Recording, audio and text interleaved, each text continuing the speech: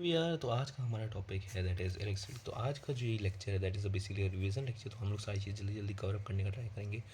तो सबसे पहले हम लोग स्टार्ट करते हैं chapter electricity. So what is electricity?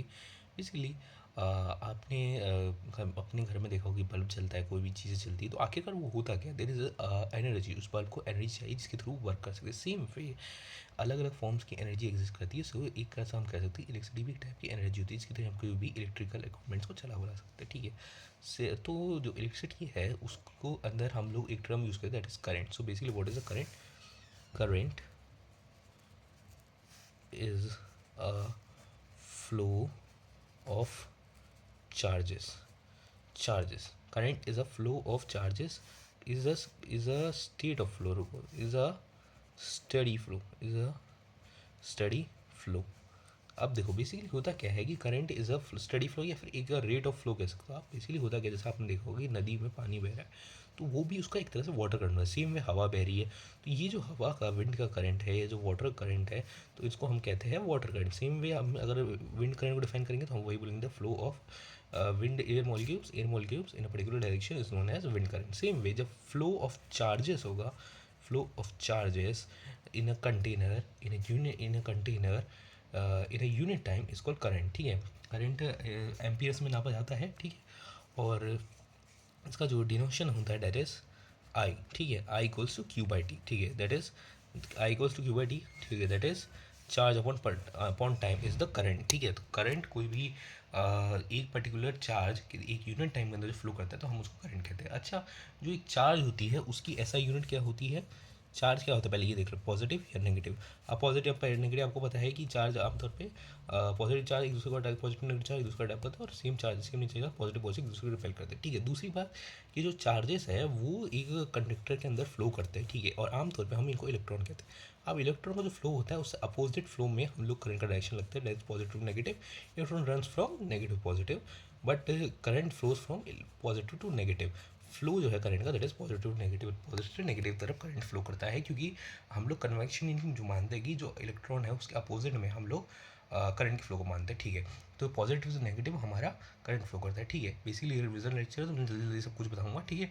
तो ये हो गया हमारा, अब यहाँ पे करंट हो गया। ठीक है। तो करंट का आपका जो ऐसा यूनिट है, ऐसा यूनिट है आपकी जो ऐसा unit of current that is ampere. ठीक है। 1 एम्पियर डिफाइन करना होगा। और ऐसा यूनिट एक बार लिख लेते हैं, जूल्स की ऐसा यूनिट ऑफ अपना चार्ज का, charge that is C, coulomb. ठीक है।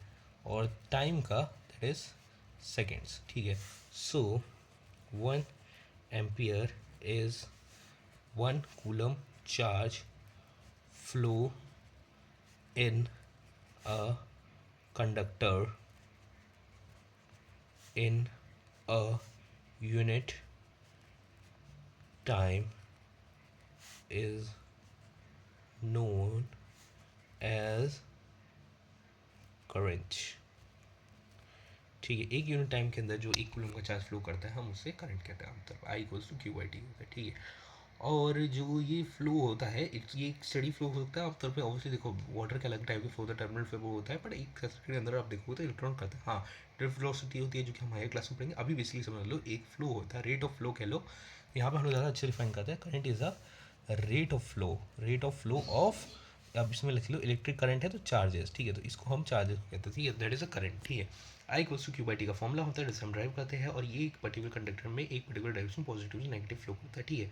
और इसकी जो ऐसा यूनिट इज 1 एम्पियर। एम्पियर क्या होता है? एक कूलम का चार्ज फ्लो करता है in a conductor in a unit time is called ampere. ठीक है। उसके बाद जो अगली चीज़ है दैट इज़ एक इलेक्ट्रॉन पे कितना चार्ज होता है, that is 1.6 in trans power -19 coulomb, इतना इलेक्ट्रॉन पे एक चार्ज होता है। ठीक है। और अगर हम इसी को जब हम लोग कंपेयर कन्वर्ट कर देते हैं, एक इलेक्ट्रॉन का अगर हम लोग मान लेते हैं कि चार्ज अगर फ्लो किया गया तो एक कूलम के अंदर कितने चार्ज होंगे हम उसको फाइंड आउट करते हैं। 1 कूलम के अंदर कितने चार्जेस होता है। ठीक है। तो ये हो गया। देखो इसका फॉर्मूला होता है Q is equals to N E. ठीक है। तो यहाँ पे हमारा एन यहीं पर जाएगा, क्यू बाई ई हो गया। 1 कूलम पर 1.6 ट्रांसफर -19 ऊपर जाएगा तो 19 हो जाएगा। ठीक है। अब यहाँ पे आप कर लो कैलकुलेशन, 1.10 लग गया, 0.0 लगा दो यहाँ पे, तो ये होगा 6 × 36 6 996, तो 696। उसके बाद आ गया 4 पॉइंट का 0 लग गया, 2 × 32 32, यहाँ पे 8 आ गया, 8 आ गया, 16 × 5 5 30, और ये 8 80, तो ये होगा 5, तो ये हो गया 6 6.25 × 10⁻18 इलेक्ट्रॉन्स होते हैं एक कूलम के चार्ज में। अब इसके अलावा हम लोग आगे बढ़ते हैं। तो अच्छा, यहाँ पे कुछ कुछ टर्मिनोलॉजीज हम लोग बात कर रहे हैं, that is what is current. Current तो बता चुके हैं, flow of unit charge in particular, a flow of charges, a flow of charges in a particular in a conductor in a particular unit time is known as current। या फिर 1 ampere definition ले तो 1 ampere is the one charge 1 coulomb charge flow in a conductor in a unit time known as current is known as 1 ampere. ठीक है, यहाँ पे आप गलती से करंट लिखे 1 एम्पीयर। ठीक है, और जो हमारी डेफिनेशन होती है किसकी, करंट की, दैट इज़ की the rate of flow of charges, या कोई भी चीज़ का फ्लो हम उसको डिफाइन कर सकते हैं, पर हमारे यहाँ पे इलेक्ट्रिक करंट है तो हम उसको चार्जेस के थ्रू से रेफर करेंगे। ठीक है, उसके बाद हम लोग कहते हैं कि एक पर्टिकुलर कंडक्टर में अगर जो फ्लो करता है तो उसके थ्रू करंट जनरेट होता है, इलेक्ट्रिक करंट। ठीक है, उसके बाद जो सर्किट है हम उसको डिफाइन करते हैं अपना सर्किट को। Circuit is a continuous and close path in which currents flow, continuous और close path flow। ठीक है, अब इसको डिफाइन करते हैं तो बेसिकली देखो, ये एक वायर टाइप मान लो, यहाँ पे बैटरी लगा दी हमने, ये बैटरी का रिप्रेजेंटेशन आगे आगे देखेंगे। और ये एक ऐसा हो गया। अब ये बल्ब है, अब ये एक देखोगे तो एक यहाँ चला, यहाँ चला, यहाँ चला, यहाँ गए, फिर ये गए बल्ब में करके, फिर यहाँ से आए, यहाँ से आए, यहाँ पर। तो ये कंटिन्यूस पाथ है कि अगर एक जगह पे आप देखोगे तो ब्रेक नहीं हो रहा है, एट द सेम टाइम ये क्लोज्ड है, ये बंद है। अगर ये मैं यहाँ पे ओपन कर दूंगा तब ये यहाँ से इलेक्ट्रॉन फ्लो करके यहाँ पे कंप्लीट नहीं कर पाएगा सर्किट को, तो ये तब माना जाएगा। जब इसको क्लोज किया जाएगा तभी कंटिन्यूस और क्लोज पाथ होगा, तभी इसके अंदर से करंट फ्लो किया जाएगा। दूसरी बात, अब आगे बढ़ते हैं, that is V equals to W/Q। Sorry देखो, बहुत जल्दी ज़्यादा पढ़ रहा है मैं मानता हूँ, बट हमको जल्द से जल्द टाइम पीरियड में इसको खत्म करना है। ठीक है, रिवीजन लेक्चर। ठीक है, तो V इक्वल्स टू W/Q होता है। तो V क्या है, दैट इज़ वोल्टेज। जो पोटेंशियल डिफरेंस होता है इन दोनों पोजीशन की जगह पर, जिसके थ्रू बैटरी अपना एनर्जी कन्वर्ट करता है। बैटरी क्या करता है, पोटेंशियल डिफरेंस को मेंटेन करता है, जिसके कारण इलेक्ट्रॉन फ्लो करते हैं। ठीक है, बैटरी क्या करेगा, यहाँ से इलेक्ट्रॉन जो धीरे हो रहा है उसको पकड़ करके चला देगा, तो इसके कारण एक पूरा कंटिन्यूस आएगा, फिर आएगा, फिर धीरे फिर चला देगा। तो ये जो एक पर्टिकुलर पोटेंशियल डिफरेंस बना देता है, जिसके कारण इलेक्ट्रॉन खींच करके इधर से ले जाकर पूरा एक सर्किट बना देता है, इसको हम कहते हैं इसकी पोटेंशियल डिफरेंस है। और इसको हम रिप्रेजेंट करते हैं V से, that is volt, that is volts. Volt इसकी ऐसा यूनिट है, ऐसा यूनिट हो गया आपका वोल्ट्स। ठीक है, तो ये पोटेंशियल डिफरेंस ऐसा यूनिट हो गया आपका वोल्ट्स। और वोल्ट्स होता है work done 1 volt equals to work done in moving 1 joule of work done. Joule ऐसा यूनिट है वर्क की, तो 1 joule of work done in moving 1 coulomb charge in a conductor is called work done moving a 1 coulomb charge from one point to another is known as potential difference। 1 coulomb charge particularly moving a 1 coulomb charge from, sorry थोड़ा handwriting है पर जल्दी ख़त्म करना है, from one position to other यहाँ पे आ जाते हैं, is known as potential difference. ये आकर कह सकते हो कि डिफरेंस, या 1 वोल्ट कह सकते हो, 1 वोल्ट। ठीक है, ठीक है, और इसको हम दूसरी तरह से लिखते हैं 1 वोल्ट इक्वल्स टू 1 जूल और कूलम इनवर्स, क्योंकि एक कूलम एक वर्क डन है जूल की, देख लो वर्क डन यहाँ पे है, और तो ये जूल का हो गया, और क्यू यहाँ पे चार्ज है तो कूलम हो गया, तो ये 1 जूल कूलम इनवर्स हो गया। ठीक है, उसके बाद हम लोग डायग्राम्स में आ जाता है। भाई देखो, बहुत सिंपल से डायग्राम है, देख लो, पहले बताता हूँ कि ये आपका एमीटर, थोड़ा बताना पड़ेगा। देखो मानता हूँ वो बहुत जल्दी हो रहा है, बट हमको करना पड़ेगा। ठीक है, ये हो गया एमीटर। ठीक है, एमीटर क्या करोगे, सीरीज में लगता है। सीरीज मतलब जैसे कि ये कंटिन्यूस पाथ है, इसमें मैंने यहाँ पे लगा दिया एमीटर को, तो ये इसका करंट नाम देगा, कितना कितना करंट हो, यहाँ पे इसका डायल रहता है, वो आपको रीडिंग बता देगा। ठीक है, तो ये आपका एमीटर आपका करंट नापता है। ठीक है, पॉजिटिव से लगा, पॉजिटिव नेगेटिव का खेल होता है, ऑब्वियसली उस देख करके अपना लगा सकते हैं। ठीक है, दूसरा इसका होता है वोल्ट मीटर। अब वोल्ट मीटर को क्यों जो है ना क्वेश्चन पूछ लिया जाता है कभी कभार कि वोल्ट मीटर को आप पैरेलल क्यों लगाते हो। देखो, पैरेलल में वोल्ट मीटर को इसलिए लगाते हैं क्योंकि इसका रेजिस्टेंस बहुत हाई होता है। अब अगर मान लो कि यार मैं इसको सीरीज में लगा दूँगा तो करंट को फ्लो ही नहीं होने देगा, इसलिए ऊपर में लगा दें। अब करंट का क्या बिहेवियर है कि वो सबसे छोटे वाले पाथ जहाँ से वो आराम से फ्लो करता है वहाँ से फ्लो करता है, जहाँ पे कम रेजिस्टेंस है तो वो नीचे वाले पाथ से फ्लो कर जाएगा। बट हमको 2 पॉइंट के बीच का में लगाते हैं, तो 2 पॉइंट के बीच का पोटेंशियल डिफरेंस ये हमें बता देगा, तो क्योंकि 2 पॉइंट के बीच में से ये काउंट कर लेगा कि कितना पोटेंशियल डिफरेंस हुआ है। ठीक है, तो वो भी रेटिंग समझ जाए, तो इसमें वोल्ट मीटर को हमेशा पैरेलल में लगाता है, मीटर को हमेशा सीरीज में लगाता है। ठीक है, ये वोल्ट मीटर का फॉर्मूला, ये वोल्ट मीटर है। ठीक है, उसके बाद रेजिस्टेंस, रेजिस्टेंस ऐसे रिप्रेजेंट की जाती है। रेजिस्टेंस क्या होती है भाई, जैसे कि आप रोड पे चल रहे हो, चलते बीच में पत्थर आ गया, सेम वे इलेक्ट्रॉन चल रहा है और बीच में कोई भी रुकावट आ गया। अच्छा, रुकावट रेजिस्टेंस होती है, ये नहीं कि रजिस्टर की जो अलग से बनी आती है वही रजिस्टर होता है, उसके अलावा कोई भी, मान लो कि हम लोग इलेक्ट्रिक इक्विपमेंट, फैन चल रहा है, कूलर चला रहे हैं, वो इसके लिए रेजिस्टेंस की ना भाई, वो एनर्जी कंज्यूम कर लेता है, कुछ ना कुछ एनर्जी कम हो जाती है। रुकावट आप भी आते हो, मान लो आप रोड पे जा रहे हो, आपको चोट लग गई तो रुकावट आएगी, तो उस कारण आप रुक जाओगे ना। सेम इलेक्ट्रॉन, या तो मान लो कि आपके पास 10 रुपये थे, ठीक है, अब आप गए, आपका दोस्त आ गया, आपने बोला 5 रुपये दे दो, तो आप कुछ ना कुछ जेब से चले गया, तो आपके पास रेजिस्टेंस आ गई ना, दोस्त आपका 5 रुपये ले गया। तो सेम वे इलेक्ट्रॉन्स की कुछ ना कुछ खपत हो गई, तो वो एक तरीके का जो सोर्स है, वो हेल्प, बैटरी, जो भी डिवाइस आपसे एनर्जी छीन ले, वो आपके रजिस्टर मान लो, ठीक है, वो हीट के फॉर्म हो, चाहे जैसे फॉर्म हो, वर्क के फॉर्म, वो भी रजिस्टर के अंदर काउंट किया जाता है। और अलग से वैसे रजिस्टर्स भी आते हैं, उनका सिंबल क्या होता है भाई, ये होता है, ठीक है। उसके बाद बल्ब, देखो भाई, ये एक प्यारा सा सर्कल टाइप हो गया ये, हाँ ये आपका हो गया बल्ब, ठीक है। उसके बाद वायर्स, वायर्स क्या होता है, सीधी सीधी लाइन। अच्छा हाँ देखो, अगर किसी वायर को मुझे सरपास करना है तो ये ऐसे करके ऐसे सरपास कर दो कि इसके ऊपर से निकल गया, ठीक है। और अगर ये सरपास करने के लिए कि ठीक है, मुझे जैसे मान लो कि देखो, जैसे मान लो ये वायर है, अब इसके ऊपर से एक वायर ले जानी है, देख लो इनके बीच में गैप है, ये देखो, ये एक दूसरे के ऊपर चिपके हुए नहीं, तब ये होगा, ठीक है। इसको हम सरपास करना कहेंगे। और अगर हम लोग मान लो कि एक वायर के अंदर ही दूसरी वायर अटैच कर दी, कि यहाँ पे मान लो कि जैसे ये है, ये वायर का एंड है जहाँ से इलेक्ट्रॉन पिन कर रहा है पिन से, ठीक है, और यहीं पे मैं दूसरा आपका वायर लगा दूँ पिन से, तो ये दोनों जुड़ गए ना, तो ये वायर एक तरह से जोड़ा जा रहा है, तो ये इसको कह गया अपने जॉइन करने का, ठीक है। जॉइन का सिंबल हो गया, ठीक है। आपका वायर हो गया, जॉइन का सिंबल हो गया। बैटरी देख लो भाई, एक छोटा सा जो कहते हैं, इसको आप सेल कहते हो एक को, ठीक है। और यही जब आप पॉजिटिव, एक जगह पे नेगेटिव, इसको आप सेल कहते हो। यही जब 4-5 सेल्स आ जाती है एक साथ इकट्ठे, छोटी छोटी 4-5 सेल्स आ जाती है, तो हम इसको बैटरी कह देते हैं, ठीक है। तो बैटरी हो गया, ठीक है, वोल्टमीटर हो गया, बैटरी हो गया, वायर हो गया। सर्किट में और क्या होता है, स्विच। देखो भैया, स्विच अगर ऐसे ओपन है और ऐसे तार छूटा हुआ, तो ये देखो क्लोज पाथ टूट गया ना, तो इसको हम कहते हैं ओपन सर्किट, ठीक है। और जब यही पाथ क्लोज रहेगा तो हम इसको कहते हैं क्लोज सर्किट, और क्लोज सर्किट से ही करंट फ्लो होता है, वरना करंट फ्लो नहीं होता, ठीक है। तो बल्ब हो गया, रजिस्टर हो गया, सर्किट हो गया, वायर हो गया। उसके बाद हाँ, रियोस्टेट होता है। रियोस्टेट क्या होता है कि भाई ऐसे ऐसे करके यहाँ पे एरो हो जाता है, हो जाता है, या फिर ऐसे ऐसे करके एक यहाँ पे एरो होता है। अच्छा, ये क्या होता है, जैसे मान लो कि मुझे जो है ना अभी एक वोल्ट की ही करंट की ज़रूरत है, तो मैं रेजिस्टेंस को उसके अकॉर्डिंग एडजस्ट कर लूँगा। आगे हम लोग पढ़ेंगे ओम्स लॉ में। तो मान लो कि अगर रेजिस्टेंस को एडजस्ट करना होगा, तो मान लो उसको, अगर मेरे को 1 वोल्ट का चाहिए, कभी 2 वोल्ट, 2 ओम का रेजिस्टेंस चाहिए, कभी 3 ओम का चाहिए, तो मैं उसको बदल सकता हूँ। वहाँ पर डायल होता है जिससे उसको चेंज करके उसका रेजिस्टेंस बदला जा सकता है। तो ये जो बदलने वाला काम होता है, इस कारण ये एरोस होते हैं जिसको बदल सके, ठीक है। अब एक मिनट ना, एमीटर हो गया, वोल्ट मीटर हो गया, बल्ब हो गया, वायर हो गया, रजिस्टर हो गया, वायर हो गई, सीरीज हो गया, सिग्नल हो गया, सारी चीज़ हो गई। अब बैटरी हो गया, स्विच हो गया, एक बार देख लेते हैं सारी चीज़ कुछ छूटी तो नहीं। बैटरी हो गया, स्विच हो गया, बैटरी है, ठीक है, स्विच है, वायर है, एमीटर है, वोल्ट मीटर है, बल्ब है, रजिस्टर है, और तारे हैं, और बस हाँ हो गया। अब इसके बाद हम लोग पहुँचाते हैं ओम्स लॉ के बाद। ओम्स लॉ बहुत सिंपल सा लॉ है, करंट डायरेक्टली प्रोपोर्शनल होता है आपके आई टी। जितना ज़्यादा आपका करंट होगा, वोल्टेज होगी, उतनी ज़्यादा आपको करंट हो गया। यहाँ से आप जब प्रोपोर्शनल के सेंट आओगे, तो I equals to V equals to I R हो गया। भैया वी आर जो है ना, एक कॉन्स्टेंट है, उसका कोई लेना देना नहीं है किसी चीज़ से, ठीक है। वोल्टेज से ना तो करंट से कोई लेना देना नहीं है, सिर्फ वोल्टेज का डायरेक्टली प्रोपोर्शन आई से, मतलब जितना ज़्यादा आपका वोल्टेज उतना ज़्यादा आपका करंट।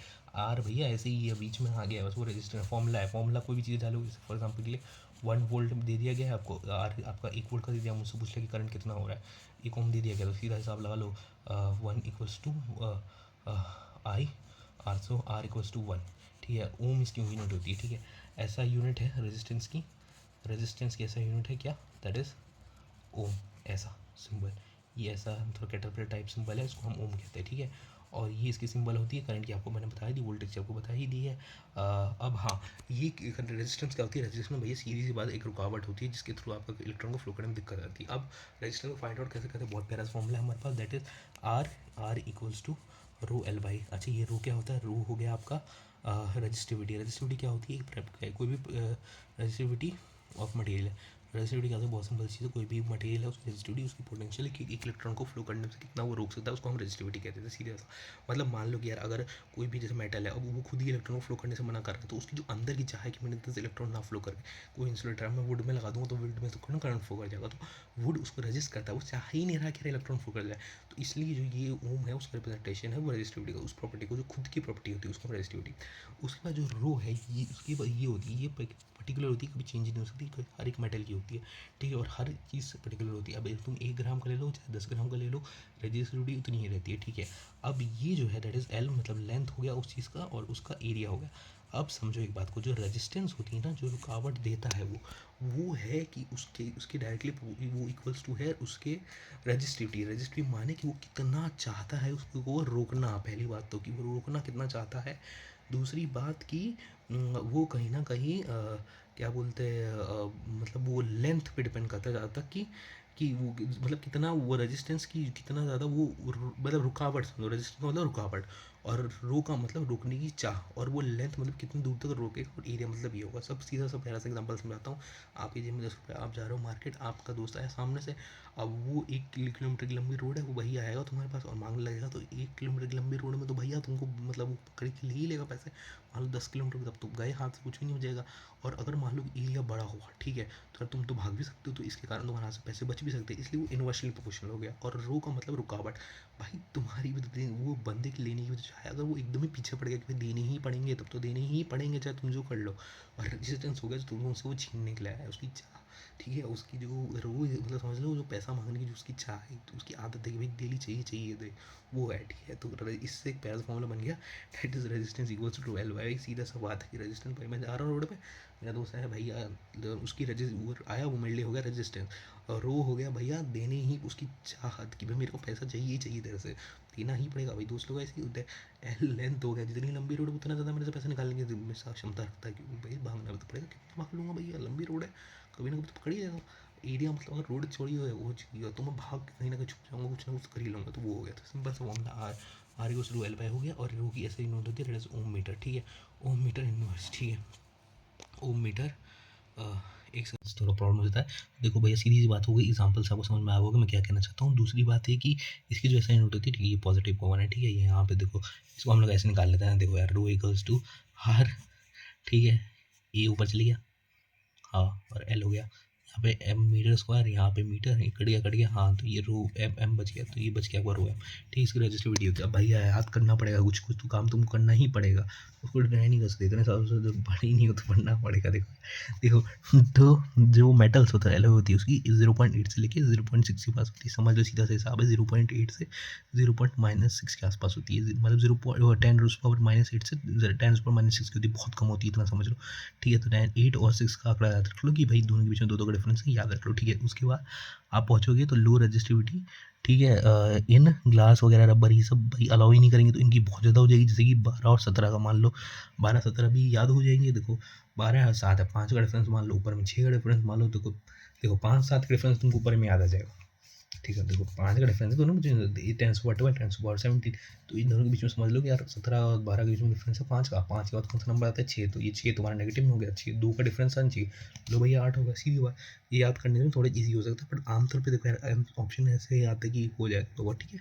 उसके बाद है इवेलेट, ये हाई देखो सबसे कम होता है इसका, 10⁻15 से लेकर 10⁻17 होता है। सिल्वर का आमतौर पर पूछा जाता है, दैट इज 16.6 × 10⁻8। आयरन का होता है 10 × 10⁻8, और 1.62 into transfer -8 copper, and aluminium is 2.62 into transfer -8। ये सारी फिगर लर्न करने के लिए लर्न करना, ठीक है। That is basically revision lecture, तो यहाँ पर हम लोग बेसिकली रिवीजन ही कर रहे हैं, ठीक है। अब हम पढ़ते हैं कौन सी चीज़ बच गई यहाँ पे, तो पूरा पेज हो गया कंप्लीट, ठीक है। तो हम आगे बढ़ते हैं, that is series register, series और पैरेलल वाला हिसाब कर लेते हैं जल्दी से। तो देखो भैया सीधा सा हिसाब है, सीरीज के अंदर मतलब कि एक साथ एक के बाद एक के बाद एक के बाद चाहे 10 लाख लगा दो तो वो रजिस्टर ही होगा। जैसे सीधी बात समझो, एक पॉइंट है यहाँ पे आ रहा है, यहाँ पे आ रहा है, अब यहाँ पर जब इसका पॉइंट है इसी के बाद में अगर तुमने जोड़ दिया और फिर ऐसे जोड़ दिया, तो ये इसको सीरीज कनेक्शन कह सकते हैं। तो ये R1 R2 R3, तो सीधा सा फॉर्मूला समझ लो जो होता है तुम्हारा R equivalent, that is R1 + R2 + R3, सीधा सा फॉर्मूला है, लगाओ आंसर आ जाएगा। एग्जाम्पल देता हूँ तुमको, ये रहा तुम्हारा पहला सर्किट, इसका मान लो 1 ओम, ये मान लो 2 ओम, सीधा सा हिसाब आ जाएगा कि 1 + 2 = 3 ohm, that is R equivalent, ठीक है। अब इसके बाद सीधा पैरेलल कनेक्शन आता है। पैरेलल का देखो, सीरीज पैरेलल जो है ना कुछ नहीं है, फॉर्मूला है R1 + R1 जितने हैं सारे उसको जोड़ दो, बट ये पहचानो कैसे, देखो भैया, एक एक बच्चा, मान लो यहाँ पे एक बच्चा है, ठीक है, इसने इसका हाथ पकड़ रखा है, इसने इसका आगे वाले का हाथ पकड़ रखा है, तो ये जो बच्चों का एक दूसरे का हाथ पकड़ना हो गया, एक हाथ में दूसरे का हाथ पकड़ लिया, तो ये जो हाथ पकड़ के एक लाइन खड़ी हो जाती है उसको हम कहते हैं रेजिस्टेंस, R1 + R2 + R3, ठीक है। उसके बाद पैरेलल कनेक्शन की बात कर लेते हैं, ठीक है। पैरेलल कनेक्शन की बात कर लेते हैं। इसके अंदर हम लोग बेसिकली हम लोग यहाँ पे क्या होता है कि एक पॉइंट ऐसा जा रहा है और दूसरा है, अब ये पॉइंट इससे अटैच हो जाता है, ठीक है। फिर ये वाला पॉइंट इससे अटैच हो जाता है, तो ये देख लो कि इन दोनों ने ऐसे सामने सामने होकर के एक हाथ पकड़ ली। तो ये जो आमने सामने वाला कनेक्शन है, जहाँ पे आप एक साथ देख सकते हो एक लाइन के अंदर कि दोनों के पॉइंट, जैसे ए पॉइंट है, बी पॉइंट, इसी पर ए लग गया, इसी पे एक्स लग गया, इसी पे वाई लग गया, इसी पे जेड लग गया, तो ये सारे एक ही पॉइंट पे लग जाते हैं, ए बी पे। तो इसको हम कह देते हैं, ये पॉइंट बना के देखना बहुत प्यारा सा फॉर्मूला है, ठीक है। इस पे हम लोग जब करेंगे तो यहाँ पर है ए होगा, यहाँ पे है सीरीज पे एक एक्स, फिर यहाँ पे पॉइंट आ गया बी, और फिर ये आगे पॉइंट आ गया दैट इज वाई, और फिर यहाँ पे पॉइंट आ गया दैट इज सी, यहाँ पे पॉइंट आ गया ये जेड हो गया, और फिर यहाँ पे पॉइंट आ गया डी। तो ऐसे अलग अलग पॉइंट्स पे होते हैं, ठीक है। यहाँ पे एक ही पॉइंट पे दोनों सेक्शन दोनों होते हैं, ठीक है। सीधा सा, अच्छा हाँ, कुछ चीज़ें तुम भूल सकते हो, फॉर्मूला देख लो, आर इक्वलेंट हो गया 1/r1 प्लस 1/r2। ये हो गया, जैसे कि मान लो कि ये दे रखा 2 का या 3 का, ये दे रखा 4 का। अब देखो होता क्या ना, बच्चे गलती काम करते हैं, 1/r इक्वलेंट हो गया 2 3 4 है, ठीक है। तो 2 1 प्लस 4 प्लस 1 3, सबका आ गया 12, यहाँ पे 6, यहाँ पे 3, यहाँ पे 4, और ये 1 इनवर्स में, ठीक है। अभी देखो तुम कर लोगे ये 7 10 और 13, 13/12, अब तुम आंसर आ गया नहीं, इसको ऊपर करो, पहले ही ऊपर जाएगा तब होगा ना। तो ये आर इक्विवेलेंट हो गया प्लस 12/13, ये इनवर्स होता है भाई, ये इसको ऊपर करोगे तब आंसर आएगा, तो 12/13 होगा, ठीक है। उसके बाद हम लोग पावर की बात कर लेते हैं। पावर का सीधा सीधा फंडा है, जिससे कि मान लो कि तुम्हें मैं बोलूँ कि तुम भी मान लो मैं बोलूँ कि एक बॉक्स उठा के उधर से इधर रख दो, तो वो जो तुम एनर्जी खर्च करोगे एक पर्टिकुलर टाइम में, जो रेट पे तुम एनर्जी अपनी खर्च करना चाह रहे हो, वो इसको हम पावर कह देते हैं। जैसे अगर तुम 1 किलो वेट को एक कुछ टाइम पीरियड में रख देते हैं, वैसे तो आगे वर्क के अंदर हम चले जाते हैं टर्म्स में, बट अगर हम तुमको समझा तो समझ लो कि जितनी ज़्यादा तुम्हारे अंदर क्षमता है कोई काम करने की, उसको पावर कहते हैं। जितनी ज़्यादा एनर्जी खपत करनी है तुम्हारी क्षमता, rate of energy is power, ठीक है। जैसे उसकी पावर कैसे रेट होती है, डेट इज वी आएगा यहाँ पे, ठीक है। तो power is equals to V I, V क्या होता है, सिंपल से तुम्हारा वोल्टेज, तुम्हारे यहाँ पे आई इज करंट, ठीक है। तो ये या फिर तुमको मैं कह दूँ P equals to E by T, that is energy by time. The rate of energy, rate का मतलब टाइम होता है, टाइम ई हो गया, और उसकी ऐसा यूनिट होती है दैट इज वोट, ठीक है। और वोट को ऐसे भी लिख सकते हैं, एनर्जी का हो गया 1 जूल, तो 1 जूल अपॉन 1 सेकेंड, सो ये हो गया 1 जूल अपॉन सेकेंड इनवर्स, ठीक है। तो 1 वोट कुछ और नहीं होता, 1 जूल का जो तुमने एनर्जी स्पेंड की है 1 यूनिट सेकेंड के अंदर, उसको हम लोग कह देते हैं वोट, ठीक है, वॉट कह देते हैं, ठीक है। 1 watt equals to energy spend, one rate of 1 joule of energy spend in 1 second of time, ठीक है। उसका कुछ और फॉर्मूला होता है, P equals to V I, ठीक है। तो P equals to V I का कनेक्शन होता है, सीधा सीधा याद कर लो। अब वी की जगह पर तुम लिख सकते हो आई को क्यू बाय टी, नहीं तो यहाँ पे P equals to Q, V P equals to अपना क्या पता वी आई बाई हो गया, तो क्यू बाई टी हो गया, ठीक है। P equals to V Q by T हो गया। तो देखो पहले तो हमारा P equals to V by हो गया, फिर उसके बाद हो गया P equals to V by Q by T हो गया, ठीक है। उसके बाद अब हम लोग आगे चलते हैं, तो हमको पता है कि भैया जो एनर्जी होती है वो भी होती है, तो वो क्या होती है, P equals to E by T. तो एनर्जी को तो मल्टीप्लाई पावर से मल्टीप्लाई कर दो, तो वो पावर है electric power, that is P multiply T V I T, ठीक है। तो ये पावर जो है, ये जो एनर्जी कंज्यूम हुई है उसका है, तो इसका formula that is V I T है। तो ये पावर कौन सी इलेक्ट्रिकल पावर है जो कंज्यूम हुई है, या एक तरह से मतलब एनर्जी, क्वेश्चन से पता चल जाएगा एनर्जी के बारे में पूछ रहा है, ठीक है। तो वो है, ये वहाँ पे ही हुआ था, P into multiply T that is P to V I T का फॉर्मूला, ठीक है। अब इसके बाद इसको और तरह से कैसे लिख सकते हैं इस एनर्जी को, that is I square R T. I square R T कहाँ से है, वी को तुम जरा ओपन कर लो इस बार को, V equals to I T, हमने अभी ओम्स में पढ़ा, V equals to I R, तो वहाँ से पढ़ लो तुम, उसको ओपन कर लो, I R I T that is I square R T, ठीक है। तो यहाँ पे हमारे पास फॉर्मूला आ गया, P equals to V I I square R V square by T. देखो इसको हम ऐसे भी लिख सकते हैं, आई स्क्वायर को आई वी आई है, तो आई स्क्वायर आर हो गया, आई लगा देंगे, फिर उसके बाद इसको हम लोग मल्टीप्लाई कर दें आई आर को, तो ये वी स्क्वायर हो गया, और अपन एक आर लगा दो, मतलब जब इसको यहाँ पे अगर मान लो आर से मल्टीप्लाई कर दो ऊपर नीचे, तो बराबर की बात होगी, नहीं कट जाएंगे दोनों, तो यहाँ पे वी स्क्वायर पे आर आ गया। तो जो पावर के फॉर्मूले होते हैं वो होते हैं P equals to V I equals to I square R equals to V square by R, ये 3 फॉर्मूले हो सकते हैं पावर के। और एक बात और याद रख लो कि 1 किलोमीटर पर आवर, ठीक है। तो ये तुम्हारी जो एनर्जी बताई गई है तुमको, 1 किलोवाट की एनर्जी यूज हुई है पर आवर के अंदर, तो इसको मल्टीप्लिकेशन होगा 10⁻³ मल्टीप्लाई 360, इसको कर लेना, यूनिट कन्वर्जन का भी कर दे देता है, ठीक है। और जो एनर्जी है that is I square R T, ठीक है। तो उसका फॉर्मूला दे रखा है, ऐसा यूनिट हमको बताइए, जूल से इन्वर्स कर लो, सेकंड जाएगी पावर के सेट। अच्छा पावर एनर्जी मिक्स हो रहा है, एक बार देख लो, एनर्जी होती है आई स्क्वायर आर टी, ठीक है, वी आई टी और यहाँ पे आई स्क्वायर आर टी, ठीक है। उसके बाद है power P is to V I square R V square by R, और एनर्जी का एक और फॉर्म लिख लो, पावर इंटू टाइम, ठीक है। तो एनर्जी हो गई power into time, I square R T V I T, I square R T obviously, और फिर I V I square R V square by R, ये सारे फॉर्मूला हुए एक पावर के, ठीक है। तो 1 kilowatt per hour equals to 3 multiply 3/60, ठीक है। तो ये आपकी आपको बता दिया कि इतना एनर्जी कंज्यूम हुआ पर आवर के अंदर, ठीक है, ठीक है। 1 किलोमीटर पर आवर, तो ये आपकी एनर्जी है जो आपने यूज़ की है, 1 किलोमीटर पर आवर है, 1 किलोमीटर आर है, सॉरी। तो ये मल्टीप्लाई हो रहा है, यहाँ पे डिवाइड होता है तब पावर हो जाता है, 1 किलोमीटर पर आवर, तो ये एनर्जी है। सबको समराइज कर लेते हैं, सीधे सा फॉर्मूला है P equals to V I power का I square R V square by R, ये सारे पावर के फॉर्मूले हैं, और power is the energy per unit time, power is the energy per unit time, ठीक है। और यहाँ पे जो ये फॉर्मूला है दैट इज एनर्जी के I square R T V I T, या फिर तो 1 किलोमीटर पर आवर, ठीक है। अब H equals to I square R T, ठीक है। अब ये क्या होता है, that is joules law of heating. Joules law of heating क्या होता है कि जो करंट है, दैट इज जो हीट है, that is directly proportional to square of current of the given circuit, directly proportional to resistance R, I current that is equals to R, and that is equals to चार current flow through this resistor, ठीक है। तो resistor के through directly proportional है, proportional to T for which the current flow through, जिस time में वो current को फ्लो किया गया, जिस टाइम में वो एनर्जी यूज की गई, उसका फॉर्मूला है। तो Joule's law of heating simple सा है, that is current equals to I का स्क्वायर, करंट का स्क्वायर, रेजिस्टेंस जो उसमें की रेजिस्टेंस की रुकावट, मान लो आपको दूसरी जगह तो आपके पीछे हो सकता है हमारे टीवी को, ठीक है, करना होगा, ठीक है। अगर होती है तो फिर उससे कहीं ना कहीं हीट वगैरह रिलीज हुई, तो वो आई स्क्वायर आर रुकावट और टी जिस टाइम के बीच में रुकावट आई, तो टी हो गया। तो इससे डेफिनेशन एक बार देख लो, I square direction to proportional to the directly proportional to the square of the current of the given material, directly proportional to the resistance, directly proportional to the time for which the current flow through the resistor। तो ये summary lecture खत्म होता है यहीं पे। Thanks for watching.